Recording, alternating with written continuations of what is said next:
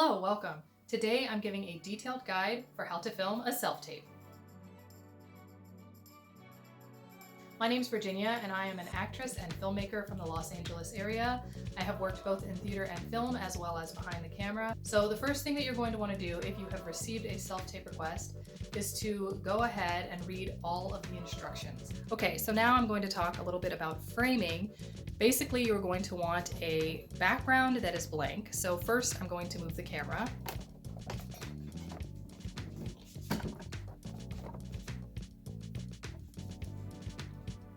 So obviously you want to have a background that doesn't have anything in it. Basically anything that is in the frame can be a distraction, and you don't want distractions while you are acting. Now for more dramatic scenes, you may want to be from the chest up so that your emotions can be taken in a little bit better because you're closer. But for things that are comedic, you may want a little bit more of your body to be seen so that your gestures will come across on the screen. A big note for actors is to have a backdrop. Basically, they don't want you to film against a white background. If you do not have any other background than a white background, then I would film against a background that is white anyway. I know this sounds like bad advice, but if you have never done any acting before, you just need to get started. And I wouldn't wait, because basically actors are always told that they need something else. That is true, but it's something that you can add as you go.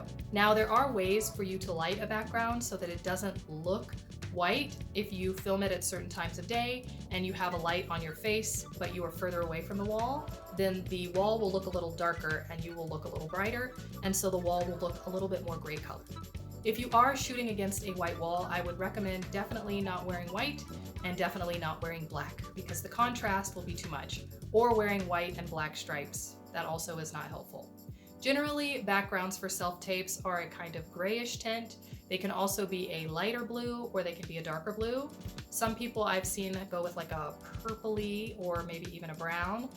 Honestly, a lot of it comes down to skin tone. I do not film against dark blue backgrounds because they do not work with my skin tone. And yeah, I have seen that in real life. And some people probably do not look very good against gray backgrounds or light blue backgrounds. So it's definitely something that you want to keep in mind. Never film a self-tape in front of a green screen, which is that standard bright green color. And definitely avoid colors like red or yellow. I would film in gray tones or blue tones only. Now you also don't want a backdrop that is textured, like what you would find in a photo from when you were in elementary school or middle school or high school. Now, in terms of performing, generally you will have your reader, and hopefully they can be right off camera. If you can't get a reader that is there in person, then you can call them on the phone and play them through the speaker, or you can try and do a Google meeting with them. You have a few options. There are also some websites which allow you to book a reader for a period of time so that you can record with someone online.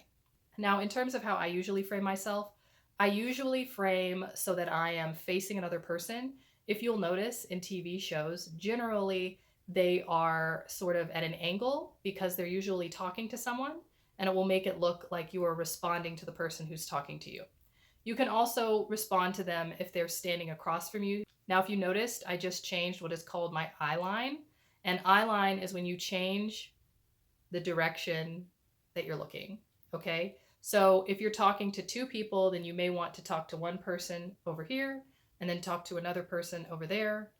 It can get a little complicated. So if there are more than two characters, I would only pick two eye lines because you don't want to look like you're doing this all the time. It's not a great look. You can choose to film this way if you want. Just make sure that you are not looking at the camera and that you are looking instead off the camera, that way it doesn't look like you're looking into the camera. The only time that you are ever to look into the camera is during your slate, or sometimes if you're filming a commercial audition, unless it is specifically requested. Another thing in terms of framing is that the camera is right at my eye level. You never want to film so that your neck or head is cut off, and you also never want to film so that you are looking up at the camera. You also don't want to film so that you're looking down at the camera. These all seem like very minor things, but they are things that will distract from your acting and generally make a casting director pass over your video. Now, if you have done a few self-tapes and you feel like you want to level up in terms of self-tapes, then most people do actually get their stuff on Amazon. Amazon Prime Day is coming up soon, and if you want, you can go ahead and sign up for a membership if you don't already have one. There is a new type of membership that is launching that will be available for people who are 18 to 24 years old, and they will also be able to earn 5% cash back on eligible purchases.